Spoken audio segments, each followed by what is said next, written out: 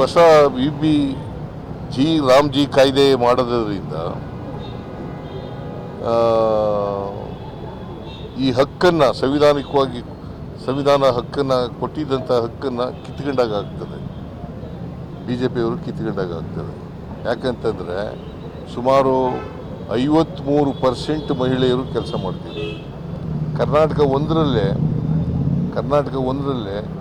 ಸುಮಾರು 71 ಲಕ್ಷಕ್ಕೂ ಹೆಚ್ಚು ಜನ ಕಾರ್ಮಿಕರಿದ್ದರು.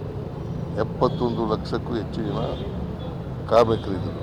ಇವರಲ್ಲಿ 53% ಮಹಿಳೆಯರು, 28% ಪರಿಶಿಷ್ಟ ಜಾತಿಯವರು, ಪರಿಶಿಷ್ಟ ವರ್ಗದವರು, 11% ಪರಿಶಿಷ್ಟ ಜಾತಿ,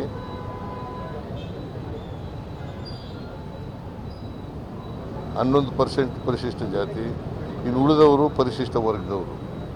ಇವರೆಲ್ಲರೂ ಕೂಡ ಮಾಡ್ತಾಯಿದ್ರು. ಮತ್ತು 5 ಲಕ್ಷ ಜನ ಕರ್ನಾಟಕದಲ್ಲಿ ಅಂಗವಿಕಲರು ಕೆಲಸ ಮಾಡ್ತಾಯಿದ್ರು. ಈಗ ಏನು ಮಾಡಿದ್ದಾರೆ, VBG ರಾಮ್ಜಿ ಆ್ಯಕ್ಟ್ನಲ್ಲಿ ಕೇಂದ್ರ ಸರ್ಕಾರ ತೀರ್ಮಾನ ಮಾಡಬೇಕು, ಯಾವ ಪಂಚಾಯತಿನಲ್ಲಿ ಮಾಡಬೇಕು, ಯಾವ ಹಳ್ಳಿನಲ್ಲಿ ಮಾಡಬೇಕು ಅಂತೇಳಿ ಕೇಂದ್ರ ಸರ್ಕಾರ ತೀರ್ಮಾನ ಮಾಡಬೇಕು. ಬೈ ನೋಟಿಫಿಕೇಶನ್ ಅವರು ತೀರ್ಮಾನ ಮಾಡೋದು. ಮನ್ರೇಗಾ ಆ್ಯಕ್ಟ್ನಲ್ಲಿ ಏನಂತ ಇತ್ತು ಅಂತಂದರೆ ಅವರು ಎಲ್ಲಿ ವಾಸ ಮಾಡ್ತಾರೆ ಅವ್ರ ಮಕ್ಕಳುಗಳನ್ನೂ ಓದಿಸ್ಕೋಬೋದಾಗಿತ್ತು, ಮತ್ತು ಅವ್ರಿಗೂ ಕೆಲಸ ಸಿಗ್ತಕ್ಕಂಥ ಕೆಲಸವನ್ನು ಮಾಡ್ತಾಯಿತ್ತು. ವರ್ಷದಲ್ಲಿ 365 ದಿನದಲ್ಲಿ 100 ದಿನಗಳು ಕೊಡ್ತಕ್ಕಂಥದ್ದು. ಈಗ VBG ರಾಮ್ಜಿ ಆಕ್ಟ್ ಪ್ರಕಾರ 60 ದಿನ ವ್ಯವಸಾಯದ ಸಂದರ್ಭದಲ್ಲಿ ಕೊಡೋಗಿಲ್ಲ. ಮನ್ರೇಗಾ ಆಕ್ಟ್ನಲ್ಲಿ ಯಾವ ಕಾಲದಲ್ಲಾದರೂ ಕೂಡ ಕೊಡ್ಬೋದಾಗಿತ್ತು. ಅದು ಸಂವಿಧಾನಿಕವಾದಂಥ ಹಕ್ಕು, ಕಾನ್ಸ್ಟಿಟ್ಯೂಷನಲ್ ರೈಟ್. ಅದು ಈ ರೈಟನ್ನು ಕೊಟ್ಟಿದ್ದದು ಕೇಂದ್ರ ಸರ್ಕಾರ, ಮನಮೋಹನ್ ಸಿಂಗ್ರವರ ಸರ್ಕಾರ. ಸೊ ಈಗ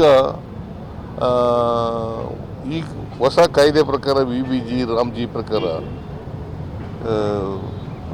60%, 60% ಕೇಂದ್ರ ಸರ್ಕಾರ ಕೊಡೋದು, 40% ರಾಜ್ಯ ಸರ್ಕಾರ ಕೊಡಬೇಕು ಅಂತ ಮಾಡಿದೆ.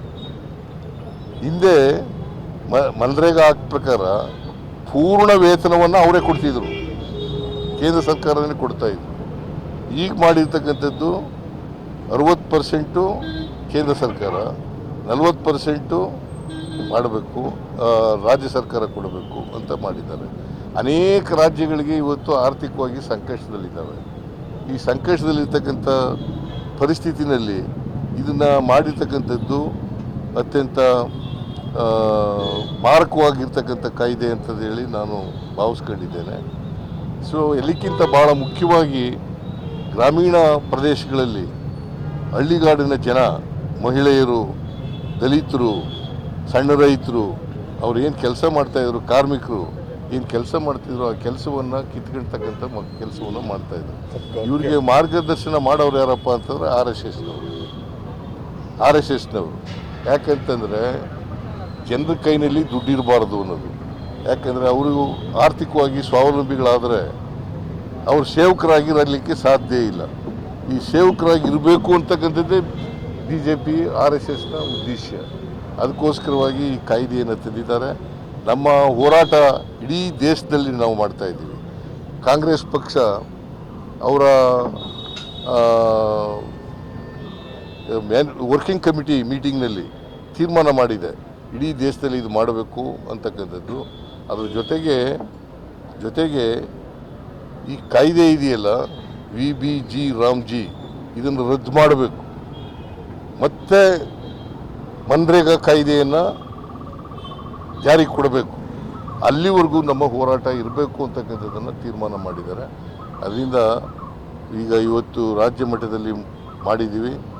ಇಡೀ ರಾಜ್ಯದಲ್ಲಿ ಎಲ್ಲ ಜಿಲ್ಲಾ ಮಟ್ಟಗಳಲ್ಲೂ ಕೂಡ, ತಾಲೂಕು ಮಟ್ಟದಲ್ಲೂ ಕೂಡ, ಗ್ರಾಮ ಪಂಚಾಯತಿ ಮಟ್ಟದಲ್ಲೂ ಕೂಡ ಈ ಹೋರಾಟ ನಡೀತಾ ಇದೆ.